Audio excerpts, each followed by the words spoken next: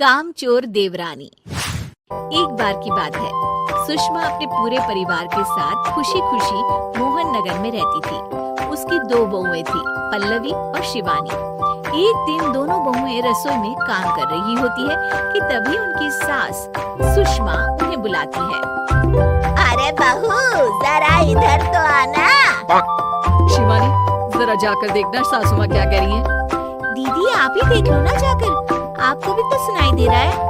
अरे मैं आटा गूंद रही हूँ ना, तुम चली जाओ। हाँ तो मैं भी तो सब्जी काट रही हूँ ना दीदी। अरे बहू जल्दी आओ। ओह, ये तो जाएगी नहीं। मैं ही जाकर देखती हूँ कि क्या करना है। पल्लवी सुषमा के कमरे में जाती है। जी मम्मी जी, क्या हुआ? शाम को घर पर कुछ मेहमान आने वाले हैं, तो तुम अच्छा सा खाना बना लेना बहू। ठीक है मम्मी जी, आप बता दीजिए क्या क्या बनाना है और कितने लोग आ रहे हैं। सुनील की मौसी जी और उनका पूरा परिवार आ रहा है। कुल मिलाकर 3 लोग और हमें मिलाकर हुए 9 लोग। तो अभी से ही तैयारी करना शुरू कर दो। और हाँ, घर की सफाई भी कर देना, हाँ अच्छे से। जी मम्मी जी, सब काम हो जाएगा, आप चिंता मत कीजिए। पल्लवी शिवानी को घर में मेहमान आने वाले हैं इसके बारे में बताती है। क्या 9 लोगों का खाना बनाना होगा, घर की सफाई करनी है? बाप रे, सासू माँ ने तो हमें घर की नौकरानी ही समझ कर रखा है। ऐसा नहीं बोलते शिवानी, हम इस घर की बहू हैं और घर के काम करना हमारा फर्ज है। दीदी तो है ही सासू माँ की चमची, जब देखो सासू माँ सासू माँ। मैं तो इतना सारा काम नहीं करने वाली।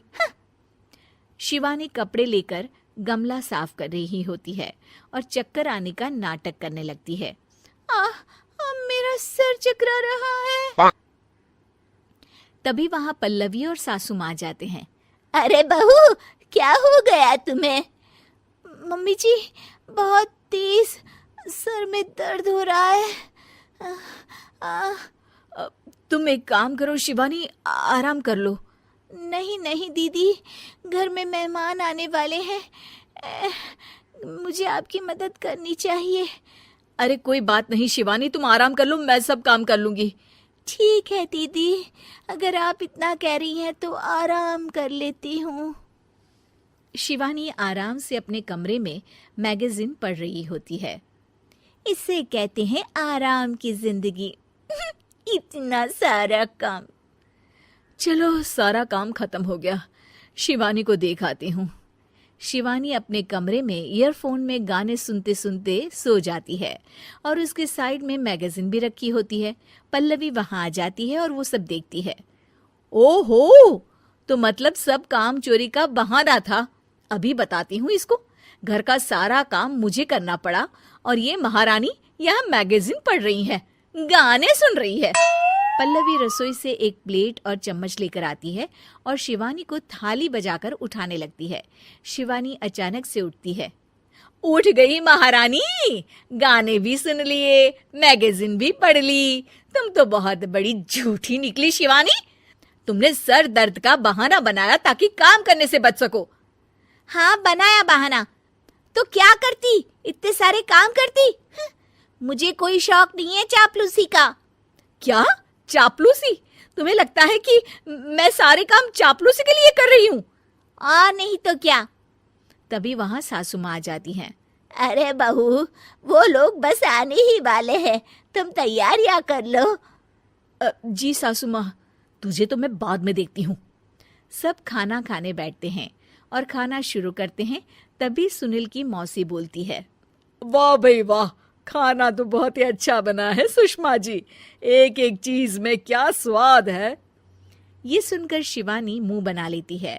उसे अपनी जेठानी की इतनी तारीफ रास नहीं आती। आपकी बहुएं तो बहुत ही अच्छा खाना बनाती हैं। हाँ बनाती तो दोनों ही अच्छा है, पर आज ना ये सारा खाना बड़ी बहू ने बनाया है। छोटी बहू की तबीयत ठीक नहीं थी, सो इसलिए। मानना पड़ेगा सुषमा जी, आपकी बड़ी बहू तो बहुत ही गुणवान है। पल्लवी की तारीफ सुनकर शिवानी को जलन होती है। पल्लवी ये सुनकर खुश हो जाती है और शिवानी की तरफ देखकर उसे चिढ़ाती है। कुछ देर बाद मेहमानों के जाने का वक्त हो जाता है। मौसी जी सबके लिए उपहार लाई होती है। वो सबको शगुन के पैसे देती हैं और अंत में पल्लवी के पास आती है। तुम्हारे लिए शगुन का लिफाफा तो है ही, पर बहू तुम्हें एक और उपहार भी मिलेगा इतना अच्छा खाना बनाने के लिए। मौसी अपने सोने के कंगन निकालकर पल्लवी को पहना देती है। ये लो, ये मेरे मनपसंद कंगन है, अब से ये तुम्हारे हुए। धन्यवाद मौसी जी। ये देखकर शिवानी तो पूरी तरह से जल जाती है और गुस्से से रसोई में चली जाती है। तभी वहां पल्लवी आ जाती है और उसे अपने कंगन दिखाने लगती है। देवरानी जी, अब आपका सर दर्द ठीक तो है ना? मुझे लगता है कि अब सर दर्द शुरू हो गया होगा आपका।